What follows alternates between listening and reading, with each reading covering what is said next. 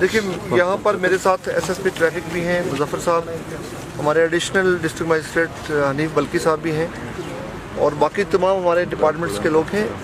कुछ दिनों से आपने देखा होगा कि कहीं कहीं से ये आवाज़ें उठ रही हैं कि ट्रैफिक पांथा चौक में रोका गया है, उसके बाद गाड़ी चेंज करनी पड़ती है।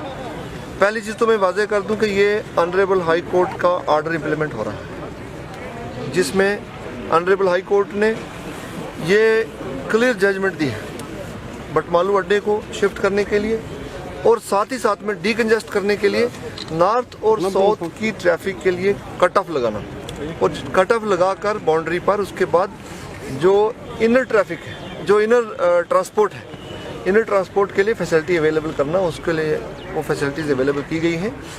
हम इंश्योर करेंगे कि पैसेंजर्स को, जहाँ तक किराए का ताल्लुक है, एक सवाल ये भी उठेगा कि पहले जितना किराया देते थे वो एक्स्ट्रा पड़ेगा, ऐसा कुछ नहीं है। उस पर आरटीओ कश्मीर काम कर रहे हैं और रैशनलाइज कर लिया जाएगा। सर, कोविड के केसेस मजीद बढ़ रहे हैं सर, अभी रिकॉर्ड तोड़ इजाफा हो रहा है। इस तरीके की अगर हम बात करें सर, क्या सिट्रेट जिन में सर किसी तरह का इजाफा हो रहा है सर? देखिए, कोविड के केसेस में पिछले कुछ दिनों से आप देख रहे हैं बहुत ज़्यादा उछाल आ रहा है और सेकेंड वेव में जो पीक केसेस थे डिस्ट्रिक्ट श्रीनगर में वो 1300 के लगभग थे और कल आपने देखा कि 1700 क्रॉस हो गए, जिसका सीधा मतलब है कि ट्रांसमिसिबिलिटी बहुत हाई है। कुछ मिसकंसेप्शंस हैं जिनको हम लेकर चलते हैं, वो बिल्कुल क्लियर होने चाहिए। शायद हम जो कोविड की लिटरेचर फ्रीली अवेलेबल है सोशल मीडिया पर, वो पढ़कर हम में से हर कोई शख्स डॉक्टर बनने की कोशिश करता है और मेडिकल एक्सपर्ट बनने की कोशिश करता है। मैं ये बात आपके माध्यम से क्लियर करना चाहता हूँ कि इस वेरिएंट को माइल्ड ना समझें। सबसे बड़ी गलती यही होगी कि इसको हम माइल्ड अगर समझ लें।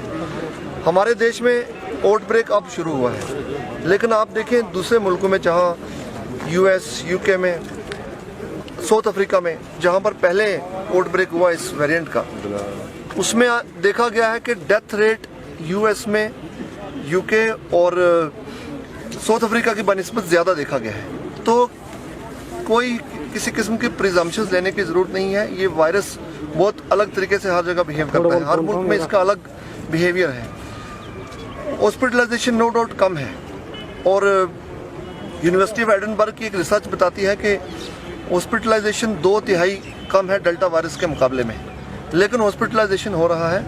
हम किसी गलतफहमी में ना रहें कि वायरस माइल्ड है या इससे ज़्यादा फर्क नहीं पड़ता। आप देखें दोस्तों, क्या आपको पता है कि आपकी वजह से हम जरूरतमंद और यतीम बच्चों की मदद करते हैं?